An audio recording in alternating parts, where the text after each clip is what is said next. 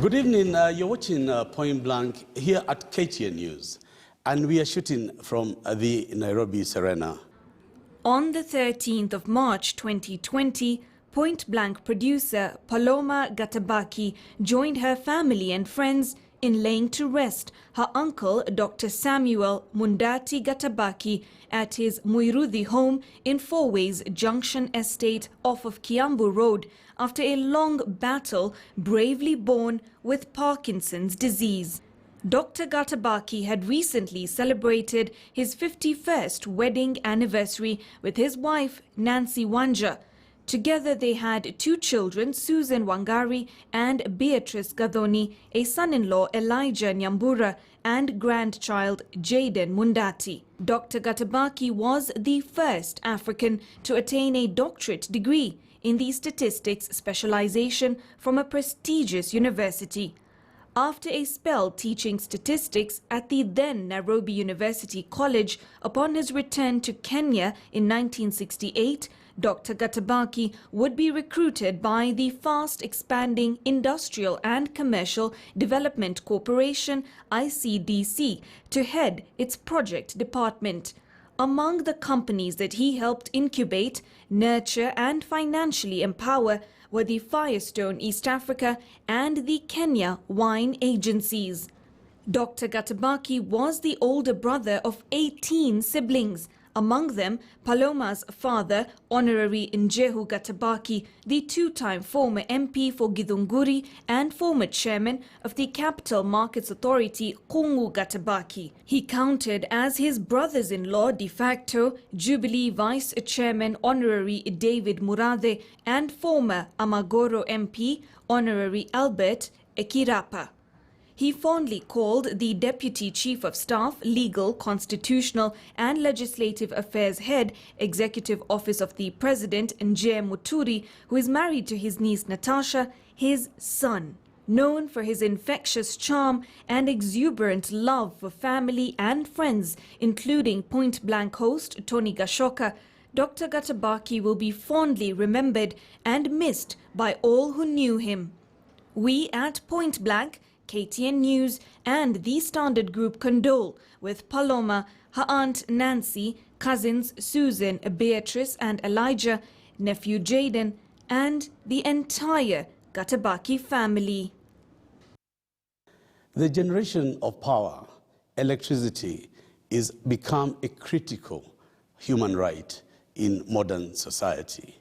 In Kenya, coming from the background of blackouts, is Kenya doing any better now? Chapter 4 of the Constitution of Kenya extensively outlines the fundamental rights and freedoms in its much-lauded Bill of Rights. Indeed, if one is to carefully examine Article 43, the rights enshrined, including access to the highest attainable standard of health, accessible and adequate housing, and to reasonable standards of sanitation and education, cannot be achieved without nationwide access to a reliable and, more importantly, affordable energy supply. The colonial territories of Kenya, Uganda and Tanzania can trace the history of power supply as far back as 1875, when the Sultan of Zanzibar acquired a generator to light up his palace and nearby streets. In 1922, the East African Power and Lighting Company Limited was incorporated to serve the East African region's power generation, transmission and supply needs.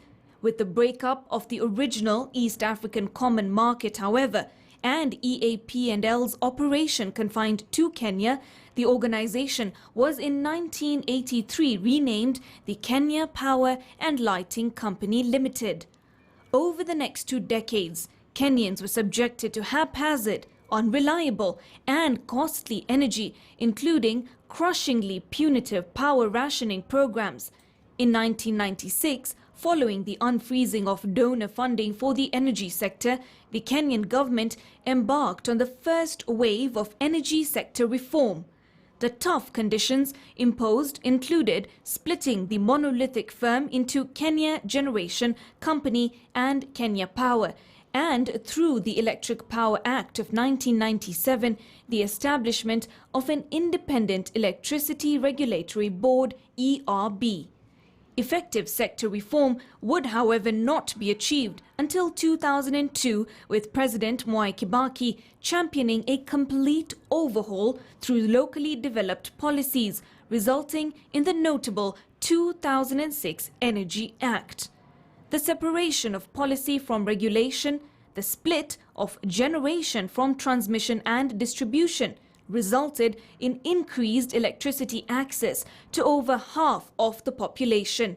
Significantly, the reforms moved the country from energy deficits to a position of energy surplus, with a total generation standing at 2,370 megawatts following concerted action and significant funding from the Kibaki administration. Building on from the Kibaki administration's efforts, President Uhuru Kenyatta's Jubilee administration dubbed their project the Last Mile. Now, the ultimate aim would be universal access to energy for all by 2020, backed by a spectacular supply hike to the national grid in a 40-month period of 500 megawatts. While laudable, the Last Mile project has generated more controversy than its driving spirit intended. Instead of celebrating the renewable mix of geothermal, solar and wind that now makes up over 40% of the nation's energy source, concern has turned to the off-take agreements based on a take-or-pay model, whether electricity is consumed or not. Substandard supply of transmission equipment, including transformers and poles, resulting in at least 20 daily failure incidents, dubious contracts to private firms who ghost build, and even worse, the callous passing of the costs to consumers through questionable hiked bills. There are growing calls both locally and internationally for the anti-corruption agencies to step in and arrest the pivotal sector's rapid slide into the corruption mines. Of particular worry is the spectacular devaluation of Kenya Power, a monopoly from a firm once valued at 55 billion shillings more than 7 years ago to its current worth of 6.4 billion shillings. The measure of any government is providing essential services for its people. Is the Kenya government able to provide electricity for business, for domestic use, and for the growth and empowerment of its people? How is the government doing in the area of generation of power? Early this afternoon, the Cabinet Secretary for Health, Mutahi Kagwe, announced the confirmation of 3 more coronavirus cases. Today, we have received confirmation of another 3 cases of coronavirus, bringing the total number thus far to 7, up from 4 yesterday, 17th of March 2020. According to the Health Minister, all 7 cases were imported, with those infected coming into Kenya from the United States via London, from Madrid, Spain through Dubai, and from Dubai to Nairobi.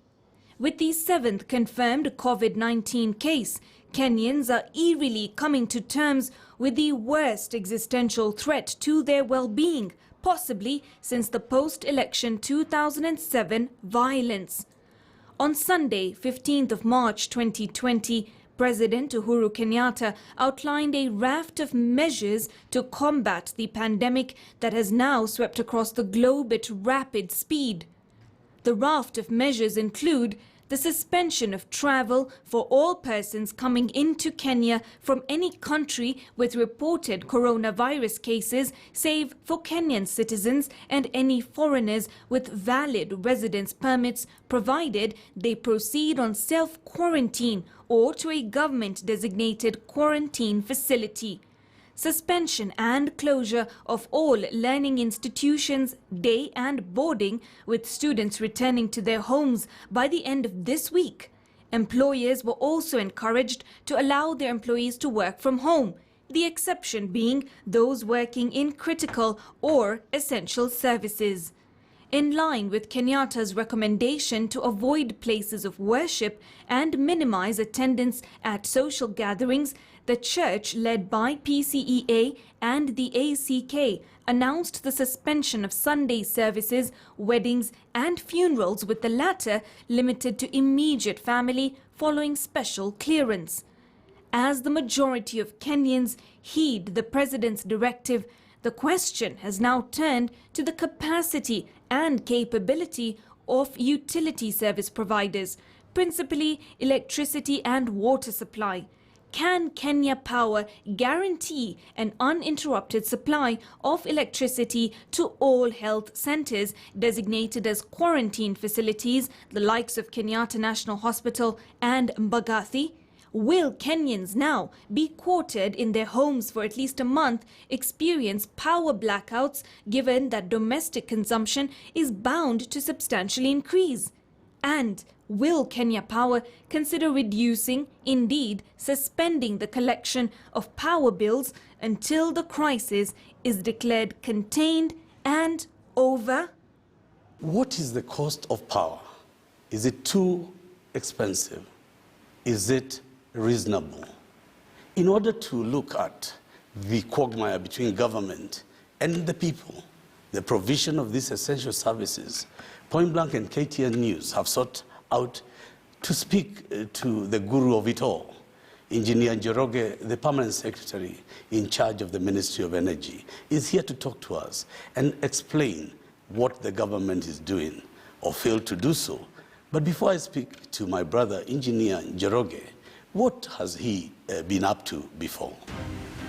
Dr. Joseph Kibere Njoroge has been the Principal Secretary in the Ministry of Energy from the onset of the Jubilee administration in May 2013 and became the PS in the State Department for Energy following the reorganization of President Uhuru Kenyatta's administration in November 2015.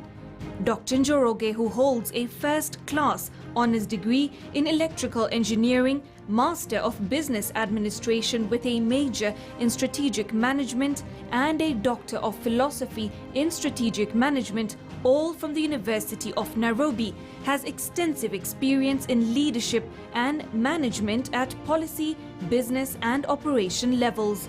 He joined the then Kenya Power and Lighting Company in 1980 and rose to become the utility giant's managing director from June 2007 up to May 2013.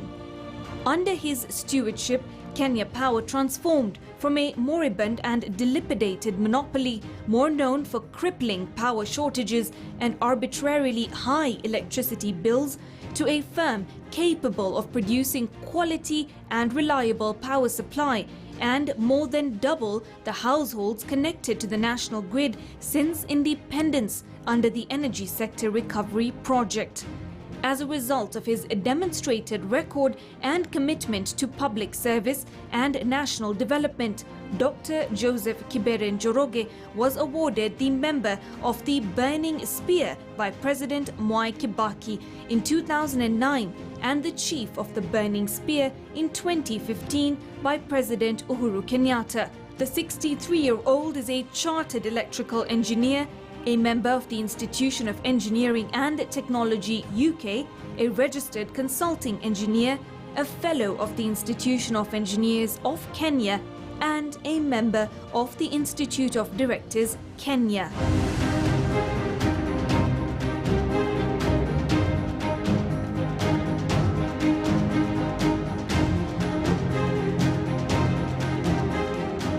Ndugu, karibu sana PS. Thank you, Tony. Karibu sana, and welcome to KTN News. The government has a duty, and the duty to provide power has become almost as essential as to provide water. You know, during independence, water, hunger, and disease were the three enemies that government had to face. Power now is become everything to everybody. If I ask you from the onset, does government have a master plan? Does government have a working solution to meet the capacity of nearly 3,000 capacity requirement of megawatts in Kenya? Thank you, Tony. Yes, indeed, you are quite right that energy is critical for any development of any nation. And indeed, there is a correlation between the growth of the gross domestic product, or what we call GDP, and the consumption of energy in any country. Most of the developed countries have a higher per capita consumption of energy than the developing countries because of that correlation. And recognizing that, the Ministry of Energy, on behalf of the government of Kenya, has a very clear master plan of the development of the infrastructure that pertains to supply of electricity in all corners of this country. If you remember, Tony, we had had a period of very serious rationing of electricity way back, allowed 1996, then we got into the same problem again in 2001, and over time, we worked out a solution to sort out those problems. And one of those solutions was to go through what we call some structural adjustment of the sector. And that structural adjustment of the sector was purely to address the shortages of electricity. It was found necessary that beyond what the government is doing, there is need to bring in private sector investment so that we can complement what is available from the government with what the private sector can complement, so that we have adequate supply of energy. So if you allow me then to push you on that point, the traditional supply of electricity was hydro, and then through the adjustment program, geothermal was brought in. I do not know to what extent green and solar are involved. If you were to give Kenyans a bird's eye view, what are the three main forms of generation of power? And if you could engineer, what are the percentages that add to the grid from each of the Yes, indeed. Let me start. I'll give you even more data than what you require. Our main contribution of energy is from geothermal currently.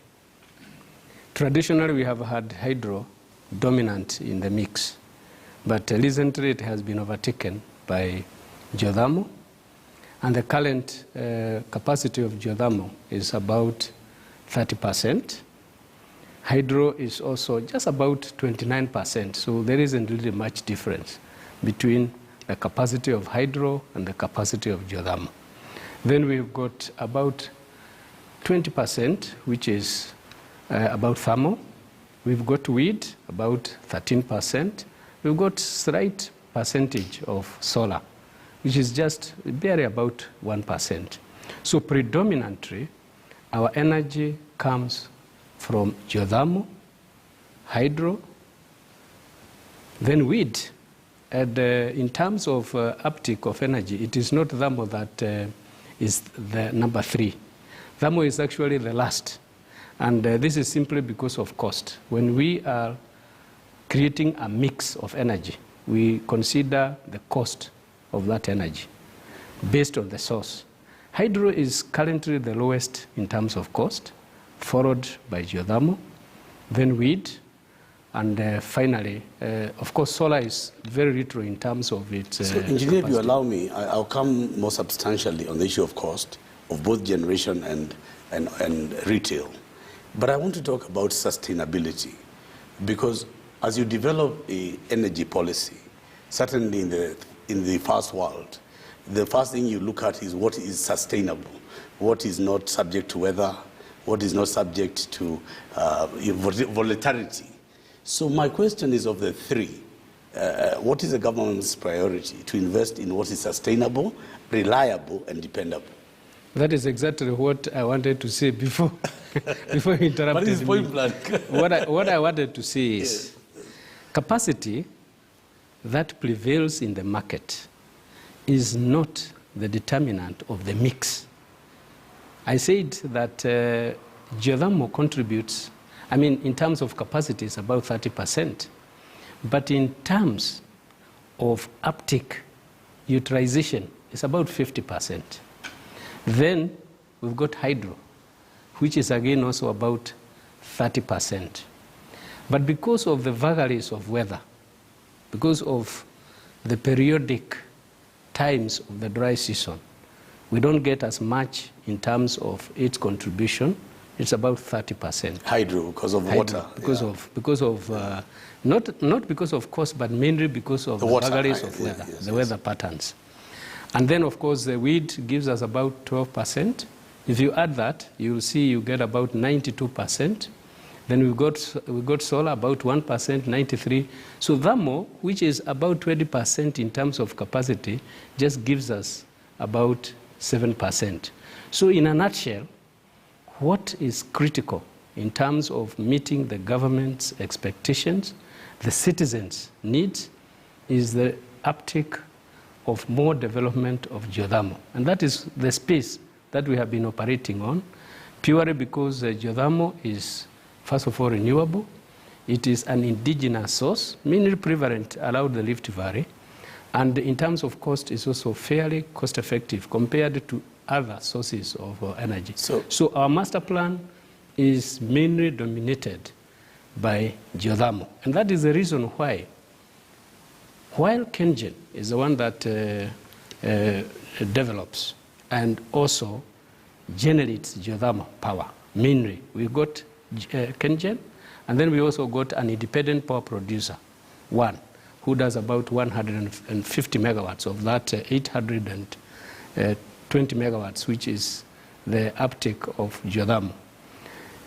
Because of the need to enhance the growth of geothermal, the government saw it necessary to start a new organization called Geothermal Development Company, mainly to concentrate on the preliminaries, exploration, test drilling, to prove the presence of steam in various areas. After when, KenGen can come on board and continue with the development of geothermal by drilling more wells and bringing the steam and using that steam to generate power. So, Engineer, I certainly don't want to interrupt you, but I do want the common person watching you to understand. There is a difficulty as well in geothermal because you need to service equipment, you need to keep it up there. Is there also in that policy a need of planning carefully? Because as much as it is reliable, it is also got an element of maintenance. I'm looking at your master plan and saying, do you have like a schedule of how this grid goes up and down, throughout the year? Is there, a longer-term plan, medium and long-term? Well, in any case, there is no plant which generates power which does not require maintenance. Yes. In actual fact, I would classify geothermal as one of those few power plants which require very minimal maintenance, because the moving parts is just a turbine which is driven by steam. The steam is generated from the Earth's surface deep down, and therefore it doesn't require heating apparatus like what pertains to other generating plants, like a thermal plant. Yes. You go to heat. You go to heat the fuel. You go to do so many things before you can be able to get that steam that drives the turbine. So it's one of those power plants that require minimal maintenance. But in essence, what that means is for a stable, reliable power system, you must have some spare capacity so that when you are maintaining the other power plants, the available ones are able to meet the demand. And that is why, if I answered your question about what is the current capacity that we have on stream, it's about 2,800 megawatts. Our maximum demand currently is about 1,930 megawatts. So you can see we have quite a bit of spare capacity. We actually don't consider it to be that much because we want to minimize the use of thermal. And that is why, as I told you, the uptick in the mix, thermal just contributes about 75%. So as a country and as a ministry, you're comfortable that you can meet demand? Very comfortable that we can meet demand. In actual fact, if you asked me today, because of the huge appetite that investors have of generating power, because we got a very good fiscal framework, we got an enabling environment for private sector participation, which you know that this government has very flexible fiscal regime. It is possible to change your local currency to foreign without a lot of inhibition, as long as you are doing a proper business. And so that attracts a lot of investment. Yes. And because of that attractive regime within our country of private sector participating in the energy space, we do have a lot of interested parties to do the generation. We also have sufficient indigenous sources of energy, geothermal being one of them, and many others, solar, wind. We have very huge potential. But we must also balance between supply and demand. If you oversupply, the cost, because the cost, in fact, you bring me back to my next question of demand. I was asking whether the demand is not there because of cost. And before I talked, and this is the issue of cost, but in terms of generation capacity is there. But those critics of the government will say that Kenya's rates of power, certainly from my homestead, where I sit, my bill is bigger than I would like to pay engineer. And I would not say that I'm of small means. So is there, first of all, at a domestic, at a manufacturing level, when you look at the wholesale and you look at the retail, once it's generated, is the cost of generating this overcapacity creating an overcost that is overbearing on me and you and the industries of this nation? Not at the moment, Tony. I must say that even when we are putting in power plants or approving the putting in of power plants into the system, there is a very careful thought process. We must look at the balance between supply and demand. While it may seem like we have a lot of spare capacity, I did say out of what you would call spare capacity of about 800 megawatts, there is about 700 which is actually thermal, and which we want to minimally use. Thermal plants in most parts of the world are used as what we call peaking plants. They are used only when you have a peak load or a peak demand. Other times, you minimize their utilization. And the reason why you do that is, one, the capital investment of a thermal plant is fairly low. So the fixed costs are low, but the variable cost, fuel, for example, is very high. And therefore, you want to minimize the utilization time of those peaking plants. And you also want to avoid putting up a very expensive power plant like a geothermal, which you only use for a very short period of time. So that requires that mix. I hear you. And I think you've explained well the mix and the government's master plan and actually balancing capacity. Come back to you in the public interest to what most viewers want me to ask you. And I put it to you again. The cost of power to me and you, to the average Kenyan, is too high. And that is the cry of every Kenyan. So my question to you is, are you as government alive to this? Are you blind to it? Because it cannot be possible that the media hears this and the government doesn't hear it. We are very much alive to that, Tony. So point blank. Since 2013, we have progressively worked towards reduction of the cost of power. And I would say we've done quite a good job in terms of considering the prevailing situation. One of the areas where we have done very well to minimize that cost is putting in geothermal power.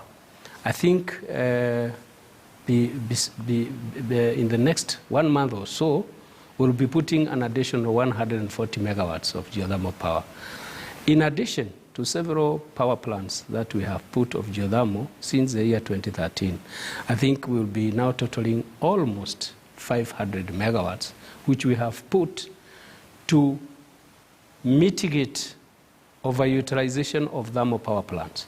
And that is why we have been able to reduce the utilization of thermal power plants from about 20% on the average to only about 7 to 5% currently. That in itself brings down what we call the cost of fuel. Yes. And in your bill, Yes. there is an item called fuel cost charge. If you go and check, and if you had records of previous years, Yes. you will see at one time Yes. that was 7 shillings and 22 cents. As we speak today, it is 2 shillings and 50 cents. That is one of the initiatives But of the I'm a government. 3-bedroom house engineer. An average townhouse, 3-bedroom house in Donholm is getting a bill of 18 to 20,000 shillings. A flat of 2 bedrooms in Kilimani or Kileleshwa, or even there in Majengo in Mombasa or wherever, is getting 8 to 9,000. Somebody in a single room is paying 4,000 or thereabout. What I'm asking, is the government aware? Is your ministry aware that even as you bring, the macro picture and working there in the capacity, that within production to distribution, that cost seems to still reflect on the bills, even as you say it is reducing to an unbearable level. And I'm saying this because if government is aware, then government should have a plan to bring it down. If government is not aware, and I'm asking you point blank, it means then the public is damned because they are crying about the power bill. The government is very much aware, Tony, and that is why I would tell you even in the latest tariff review, the costs came down. Industries were reduced by about 5%. Domestic, on the average, was reduced by about 4%. And SMEs was reduced by about 12%. That is information available, and I can share it with you if you want, to demonstrate the government's resolve and commitment to reducing the cost of power. It may not be a reduction that meets the expectations of Kenyans. And there is also a balancing point, Tony. If we reduce the investments in the sector, and those investments are actually paid for by the bills that you pay. If we reduce those investments, then obviously it will mean that we will continue having higher cost of power. It's what I would call a chicken and egg. We've got to spend money to do some investments, like I have just talked about geothermal. If we didn't invest in those geothermal, which of course means that that cost will somehow be paid for or will be met through the bills that you pay. If we didn't do that development of geothermal, we wouldn't have been able to reduce the cost of fuel cost from about 7 shillings to now 2 shillings and 50 cents. So it is a chicken and egg situation that, yes, we have to reduce the cost of power, but we must not reduce it to the extent that we deny resources to the development of the sector, development which eventually will lead to reduction in the cost of power. And when I talk about generation of power to the distribution, are there inefficiencies that in your master plan you are looking to streamline? Precisely, there are. There is what we call losses. Whenever you generate power, it passes through a system. Power lines, as you see them. There is what we call technical losses. They are intrinsic because of the resistance of those wires. There are some technical losses. And those technical losses can be reduced by increasing the number of power lines or by increasing the size of the highway. You can look at that wire as a highway. When you increase the size of that highway, you reduce what you call the resistance. Just like a load. If you have a load of 1 lane, you have a very low speed of vehicles. But if you increase it to 3 lanes, then the speed will be higher. That's the very simple analogy I can give you. So as we put in more power lines, we'll be able to transmit electricity with the least resistance and therefore reduce the technical losses. Then there is what we call commercial losses. These are losses which pertains to those who don't have the integrity of not stealing power. Because there are some people who bypass the meter, there are some people who take away the meter and just use the power directly. All those losses need to be mitigated. And in the master plan, KPLC, the distributor of electricity, has a very elaborate plan of putting up additional lines, additional substations, doing what we would call a lot of scrutiny, interrogations, a lot of visits to the various areas. I think you have had a lot of complaints from people in certain estates because there have been, what I would want to call wanton theft of electricity, and they are trying to address that. And that, of course, also has got its own outcry. People who are used to a commodity, whether free or generally, paying for it, they will still need to have that product. So there are many, many initiatives by the various institutions of the energy sector, and which will eventually lead to reduction of those losses. KETRACO itself, the Kenya Electricity Transmission Company, is purely and was purely created to deal with the problem of creating more highways for the transmission of power so that the losses can be minimized. And eventually, when these losses are minimized, it actually means that the power cost will come down. Well, so let me say this, that yes, you want me to address the Kenyan. I want to give hope to the Kenyan that the government has done a lot of support to this sector. We are one of the fairly big absorbers of the government budget. And we have done a lot of work in both distribution, transmission, and generation. And I want to take Kenyans back and remind them that we used to have a lot of rationing, which is not there now. Yes, so things are better, and things will get better. Well, you're watching Point Blank here at KTN News. The government says it's balancing the cost, it's getting better, yet you at home, the bills are still high. Do you believe the government? Well, Engineer Njoroge is here to talk to us point blank, and you're watching KTN News.